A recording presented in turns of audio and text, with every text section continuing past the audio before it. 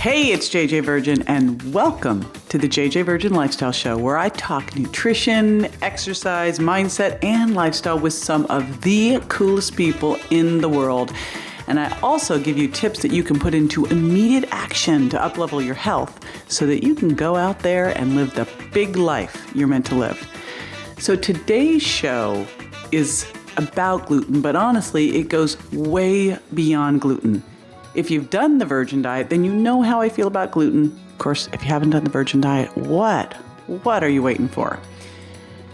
You've probably discovered, if you have done the virgin diet, that you feel a lot better when you don't eat it. Now, today we're going to talk gluten, but again, we're going to go way beyond it. We're going to talk about grains in general and what else could be causing pain and inflammation. And I have an amazing, awesome guest to do this. You know, what's been so interesting is this is a guy, a doc, who I've been quoting for years. I actually wrote about him in the Virgin Diet book, and then I got to meet him. So you can imagine I was a tad starstruck when that happened. If you haven't heard of him yet, it's just going to be a matter of time. I mean, first of all, you're going to get introduced to him on this podcast, but he has a book that's going to come out that will be massive around this whole concept of grainflammation. Don't you love that? So let me tell you a little bit about Dr. Peter Osborne. He's the clinical director of Origins Healthcare Center in Sugar Land, Texas. Beautiful office that I've had the pleasure of going to and eating amazing food at because he had a little party there. It's just southwest of Houston in Sugar Land. He's a doctor of chiropractic medicine and a board-certified clinical nutrition and an expert in orthomolecular and functional medicine, and he's been practicing since 2001. His clinical focus is the holistic natural treatment of chronic degenerative diseases with the primary focus on gluten sensitivity and food allergies. You can see why I like him so much, right? He's helped thousands of patients recover from mysterious medical illnesses that, all of a sudden get a whole lot better when you take out these things. Go figure.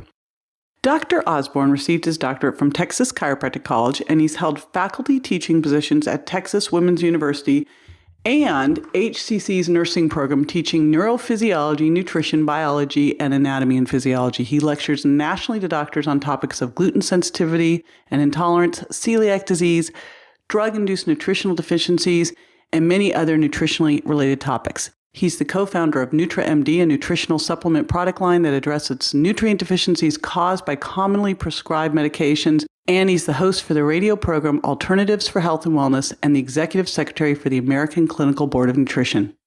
He founded the Gluten-Free Society in 2010 to help educate patients and physicians on the far-reaching effects of gluten sensitivity. And he is the author of Glutenology, a series of books designed to help educate the world about gluten. I'm going to add in there about the evils of gluten. So you can see why I'm so crazy about this guy, right? So let's do it. Dr. Peter Osborne, welcome to the show. So, big question here, because what I love so much is that you've really gone beyond just looking at gluten and looking at grain in general. And really, what's the connection between grain, inflammation, and chronic pain? Well, there's several different connections. So we traditionally think of gluten and we think evil, bad protein that creates autoimmune disease and leaky gut. And we classify gluten as just one family or one type of protein primarily found in wheat, barley, and rye. But yet we fail to look at all the other forms of gluten. To date, there have been hundreds and hundreds of different types of gluten that have been identified in medical literature. Only really one of them gets scientifically tested for if you go to the lab and ask your doctor to measure for gluten sensitivity yet. And so most people that come back, negative for gluten sensitivity, but yet they go gluten-free still feel better, and even better yet if they go grain-free. So kind of in summary, if we take the definition of what gluten actually is, gluten is this family of proteins found within all grains. There are hundreds of different forms of gluten, and many of them have been shown to be more detrimental than the original gluten that was discovered that identified the cause of celiac disease, which is called alpha-gliadin. So we've got gluten, not just alpha-gliadin, but gluten in all grains that has been shown to, in many cases, be a trigger for inflammation, be a trigger for leaky gut. But then you have the qualities of grain in general. So grain being very high glycemic, And so it can spike blood sugars. And there are proteins and carbohydrates within grains that can drive blood sugar up, drive insulin up, cause a burden on the adrenal glands, and tend to lead to challenges with hormones that drive up inflammation.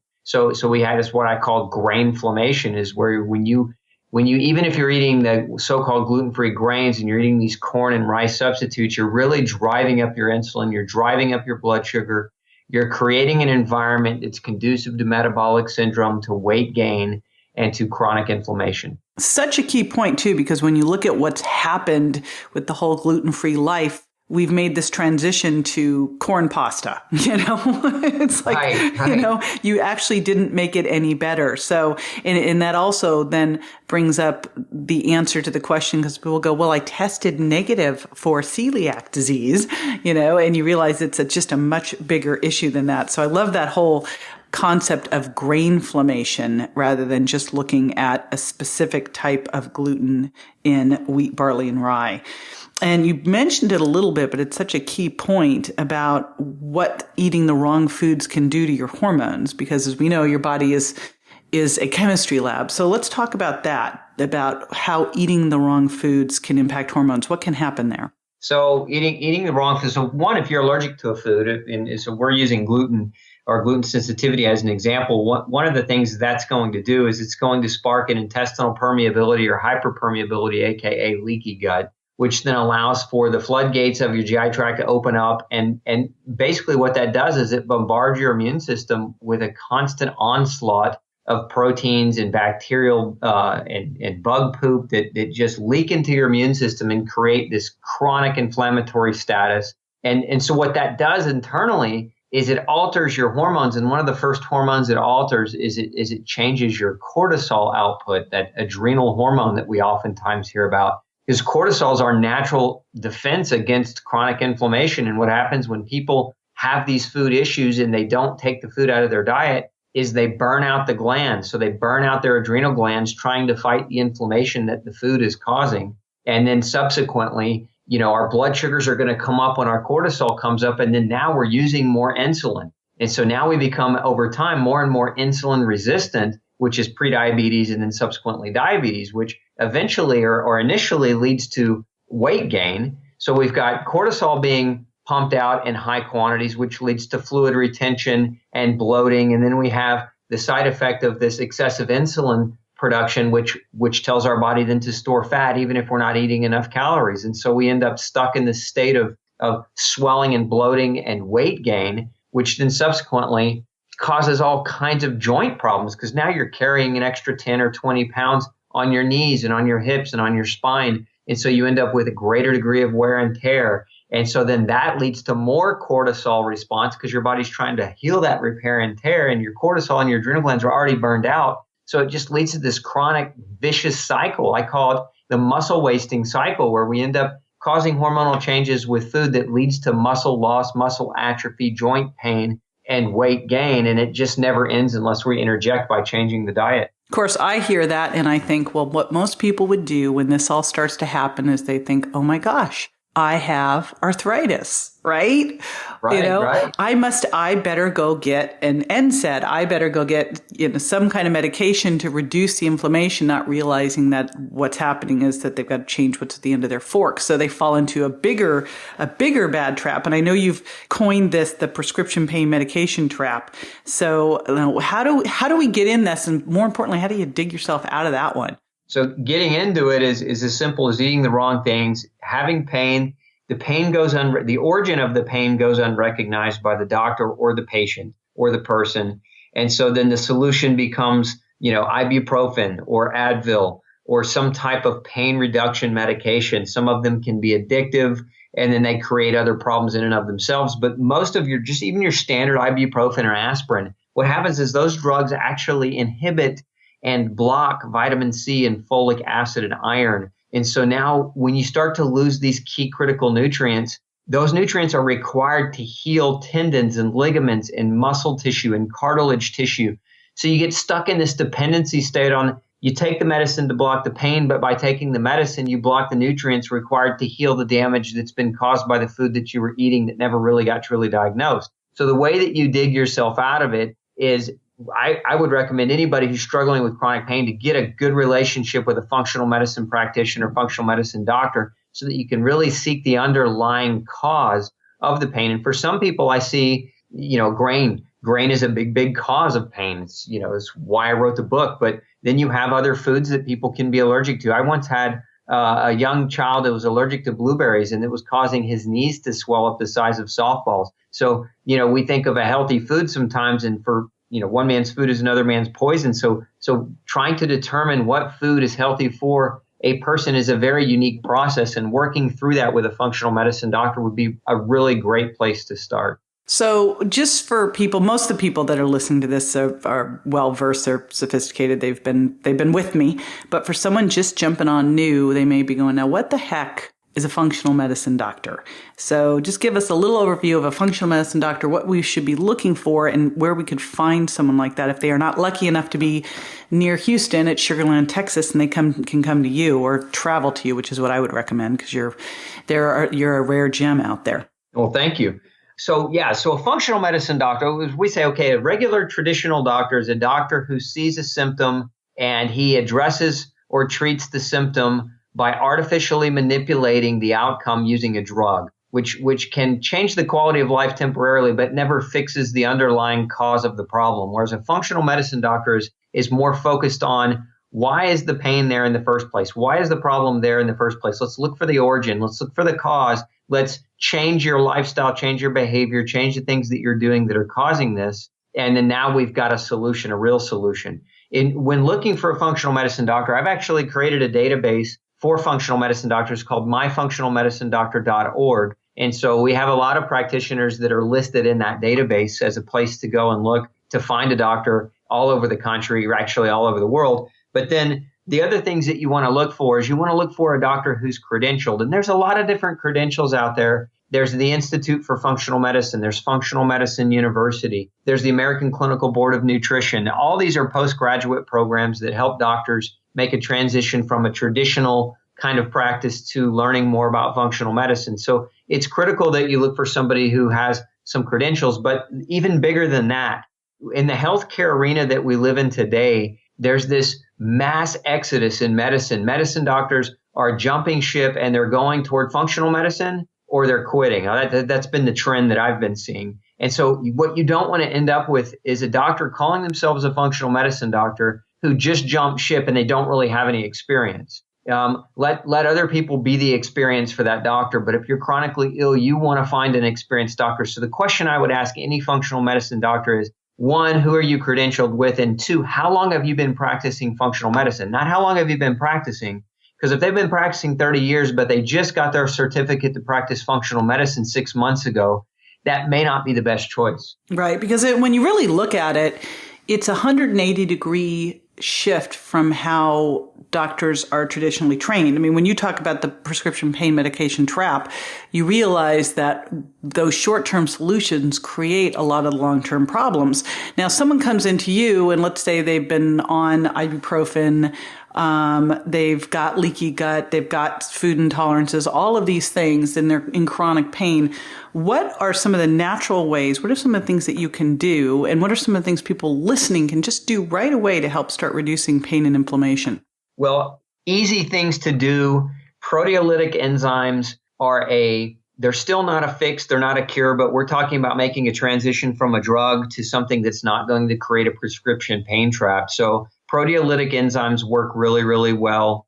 So does turmeric. What we want with turmeric is we want a really concentrated version of turmeric. Turmeric, you can use spices in your food, but if you really want a strong anti-inflammatory dose that's going to reduce pain, you really want upwards of 3 grams of turmeric that's standardized to contain 90 to 95% what we call curcuminoids, which are the active ingredient that block the inflammation within it. Skullcap is a root that does a really, really good job of blocking inflammation. Omega-3 fatty acids, EPA and DHA, do a really good job, but you got to get doses 4 to 8 grams a day to really, really block long-term chronic pain and long-term chronic inflammation. And of course, pulling out the grain. And the diet changes, absolutely. And I want to emphasize this to everybody because, when I was 17, I actually tore my ACL and had 5 ACL surgeries and ended up bone on bone. And I was able to live bone on bone, which is an excruciating situation for most people, for 20 years. And the reason I went off of foods that I was intolerant to, and I used high-dose fish oil, and I used curcumin and some other boswellia and some of these other things.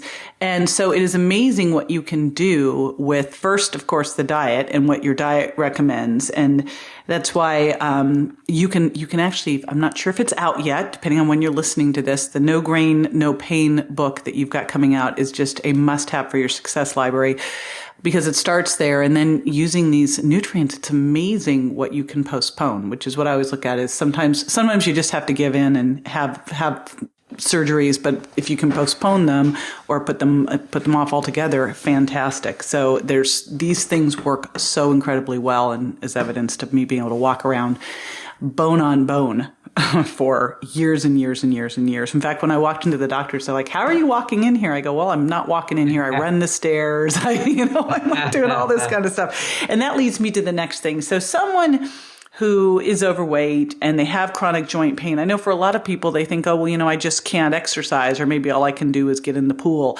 What would you recommend for someone who has chronic joint pain and is overweight? What can they do? Well, if they're overweight and they have a hard time with their feet or their knees or their hips, then we can focus on some light body weight sitting exercises that if depending on whether or not their shoulders are capable of handling it, or their elbows, or if they're not having wrist pain. But one of the best forms of exercise that people can do who can't tolerate exercise with gravity or resistance weight is whole body vibration therapy. It was actually, the technology was designed by the Russian space program, and it was designed to increase bone density and muscle density after astronauts would, sit on a space station for 6 months and just completely atrophy. So this technology was designed to put muscle and bone density back into these astronauts who'd been in zero gravity environment. And it's very, very low impact, and it's very, very well tolerated by obese people, by people with chronic pain. And so you can start out real mildly with some protocols and programs using these vibration plates. And then you can slowly progress as you get stronger, as you lose weight. You can progress to body weight activity and progress to then subsequently even more advanced movements and activities. And the most important takeaway there is there's always something that you can do. Always. There's always something. Yeah, no excuse. So here's the toughest question of them all. And I haven't told you I was going to ask you this, so that's even more mean, is I would love to hear just one, and I know this is what's going to be tough because I talked to you before and I know you have so many amazing stories, but I'd love to hear one great turnaround story of a patient you've worked with that will help inspire those listening. I've got the perfect story for that. She was a 62-year-old woman, and what she had told me when she initially came to see me was, she said that in my 30s, I just felt like my body was falling apart. So she lived half her life, body falling apart. And her daughter actually drug her into my office. She was like the skeptic, right? The worst case, this isn't going to help me. This is ridiculous. How could food changing your diet really lead to it? And she told me that. She was very upfront and very honest in our initial consultation. And so I take it all with a grain of salt. And I say, okay, fine. Well, let's talk about what we can test you for and what we need to do. Well, anyway, she ended up losing in the first 6 months. She lost about 32 pounds. That's probably someone who's never been able to lose weight too, right? No, and she's, 5'4", 220 pounds, right? And so, you imagine that size of a frame carrying that quantity of weight, in the pressure on the joints and the spine and all the other tissues. I mean, she had a lot of problems. And so losing that weight initially, she then was able to get down and get up into the floor. She was able to play on the floor with her grandkids. She was able to walk to the grocery store. She was able to walk around the grocery store. She originally came into my office with a walker, and now she's thrown that out. She doesn't need it anymore. And she's lost an addition. I think she's lost now a total of 78 pounds. And the last time that I saw her was a couple months ago. And we spent the entire appointment. It was great. We were just smiling. We were having a good time. We spent the entire appointment teaching advanced exercises that she hadn't been able to even think about doing since she was in her 30s. Now she's in her 60s. The biggest skeptic saying, there's just no way that this is going to change me. and she's just turned her entire life around. And nobody knows how long they have, but she's got years left on her life. And the quality of her life going forward is going to be better in the last half of her life than it was in the first. So don't you just love this? So what does she say now? Don't you just want to play back the first time you met her? Well, you know what was interesting about that is I asked her, I said, I want your story. I would love to share your story with the people who are reading my book. And so she said, you can absolutely have it. I would love to. She says, you're absolutely right. If people can realize that me, an old woman in horrible shape, the biggest doubter there is, if I can make a turnaround, then nobody else in the world ever will have an excuse. And so she shot just this wonderful video for me and sent it in. I love that because, you want to take those people that just thought it was never possible. And when you can turn them around, then someone sitting on the fence going, I hear you, but I don't want to give up my popcorn, my gluten, my blah, blah, blah, blah, blah. And, the big thing is, hey, what if even 10, 20% of this was true and you pulled it out, you just said, I'm just going to try this for a little while. Just a little while, a couple weeks, because I know that you've seen in a couple weeks, massive shifts can happen. And these are just small changes. So that would be my biggest recommendation is if you're listening to this and you've got any issues with fatigue, joint pain, headaches, skin problems, weight problems, low energy. Let's see, I think it just kind of goes on and on and on. You owe it to yourself to give it a try, to listen to this whole concept of no grain, no pain, pull it out and see how you feel, because it can be remarkable and remarkably fast. So thank you for your time today. And again, I'm going to emphasize grabbing your book, No Grain, No Pain. If it's not out yet, you can pre-order it. It is definitely one that you'll want to read. You have been one of my mentors for a long time. Before I ever even met you, I was quoting you. So it's a thrill to have you on the show today. Likewise. Thank you so much for having me. Peter, thank you so much for joining me today. And I want to remind you listening to visit towncenterwellness.com to get more of Peter's awesome information. Now, after the break, I'm going to be answering the listeners' questions, so stay with me. If you could get the world's best healthy foods and natural products for 25 to 50% off retail, you would. And now you can with Thrive Market, the membership community on a mission to make healthy living easy and affordable for everyone. Thrive Market uses the power of direct buying to deliver the world's best healthy food and natural products to you at wholesale prices. If you want to get the highest quality products you love, minus the retail markup, visit www.thrivemarket.com. Shop the best healthy, natural, non-GMO, organic, vegan, raw, paleo, gluten-free, and non-toxic items from the top-selling brands at wholesale prices today. Visit thrivemarket.com. Welcome back. This is the time where I answer a listener's question. And today's question is from Karen from Charlotte, North Carolina. And she asks, I'm happy with my weight, but I want to lose my belly fat. All right, well, there's a couple of things here. Now, first of all, it's not what you weigh. It's what that weight is made up of. So what I want you to do is make sure that you're not just weighing in.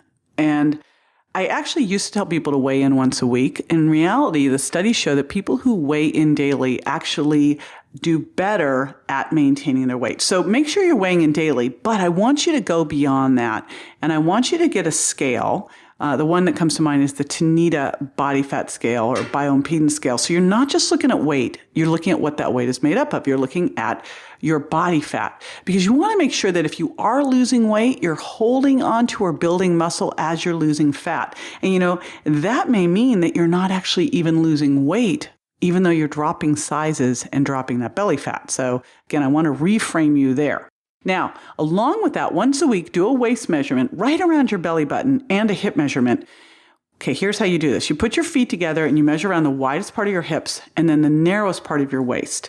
And you basically, we're making sure you're not an apple. Okay, so for women, ideally your waist to hip ratio is 0.8 or less. And for men, it's 1 or less. And ideally, less is best on both of those, right? So now, besides just those measurements, for women, ideally your body fat ranges somewhere in the 18 to 22%. could go up to 25. And it's been interesting. When I first learned body fat percentages, the ideal was lower, and we keep raising them up. And I think that's wrong. So really, you want to be in 18 to 22%. For men, somewhere in the 10 to 15%. Now, if you're an athlete, you'll see athletic women somewhere in the 15 to 22% range, and athletic males could be down as low as 5% to 15%. You're considered to be obese as a woman if you're 32% or higher, and for men, 22% or higher. And it's so important to look at this because remember, it's not about your weight. I remember this one woman, Vicky, who came in, belly fat was her issue too. That's why I related to this question when I saw it. And she was not like, you wouldn't have looked at her and said, oh my gosh, this woman is fat. She was actually TOFI, thin outside, fat inside. She had high levels of body fat, not much muscle. And what was interesting is we got her on a resistance training program, got her on the right diet, lowered her carbohydrates, made sure she had enough protein and good healthy fats. And she dropped 2 clothing sizes. It was crazy. I can't remember now how much her body fat shifted, but it was a massive shift, something in like the 8% range. I mean, a big change for her. 2 clothing sizes pretty much tells it, without losing any weight. And that was what was so substantial. So, in fact, if I remember correctly, I think she even went up a couple pounds because muscle's heavier. So this is so critical because I want you to think about not just weight anymore, but what that weight's made up of, and also making sure that you're losing your belly fat. You want to make sure that you're losing your belly fat because you want to make sure that you've got a smaller waist. You know, your belly fat's really a barometer of your metabolic health. If you've got more belly fat, you could be TOFI, like I mentioned before, thin outside, fat inside. If you're trying to control your weight solely by diet alone, that's where you end up becoming TOFI. That's what the researcher who coined that term found. It was people trying to control their weight by diet alone. Now, we know diet's the big needle mover initially for losing weight, but to maintain it and really shift your metabolism into fat burning rather than fat storing, you've got to be doing exercise, burst style training and resistance style training. These are critical for the long haul. Now, a couple other things. If you've got more belly fat, there's a couple other things that could be going on. You know, one of the barometers of higher belly fat is either having higher cortisol, which could be due to elevated stress or poor sleep, or higher insulin. And that could also be due to poor sleep or poor diet. Someone who has higher insulin levels or is insulin resistant or pre-diabetic or is eating a higher carbohydrate diet with more fructose or poor sleep, you know, just one night of poor sleep can make you more insulin resistant. Higher insulin levels actually make you store more fat around your waistline, and so do higher cortisol levels. Cortisol actually is going to help you lay down belly fat and increase your fasting blood sugar and break down muscle. And all of that, of course, at some point will raise your insulin too. So your belly can also be a measure of your metabolism and what's not working there. So either of those issues, high insulin or high cortisol, the result could be belly fat. You know, and I look at my belly. If my belly's starting to go up, I'm like, stress, right? It's my stress belly. So you want to be aware of that. Now, one of the most significant things you can do to help drop your belly fat, besides eating by the sugar impact diet and the virgin diet, is to make sure you're getting a good night's sleep. 8 to 9 hours of high quality sleep, and doing resistance training, which can help your body improve your insulin sensitivity, and doing burst style training, which helps your sympathetic nervous system handle stress better, and then taking some time out each day to have some fun. Balance, right? You hear about balance. So take some time out for fun, and then do some things that help calm you down. Maybe that's meditation or journaling, petting the dog, whatever works for you, whatever is your form of stress management. You know, the stress management thing kind of makes me nervous because it's like another thing to do, you know, but for me, it means taking a bath or getting in my sauna. I have this really amazing sunlight and infrared sauna. Or walking the dog. So, you know, think about whatever that means for you, because that's what's important is this going to help me handle my stress better? Think of belly fat as really your body's early warning system saying, all right, something is not right here. And it's for you to figure out if this is due to your diet, or if it's more of a cortisol stress response or more of an insulin stress response, or both. Now, if you'd like to submit a question, just go to jjvirgin.com/ask, and you can leave a voicemail for me. And I love hearing from you. And one more way I'd love to hear from you, I'd hugely appreciate it if you could jump on Stitcher or iTunes and leave a review for me. It helps a bunch. And be sure to subscribe and share the show with your friends. This is JJ Virgin signing off and reminding you that you are worthy. Dare to live a life that matters.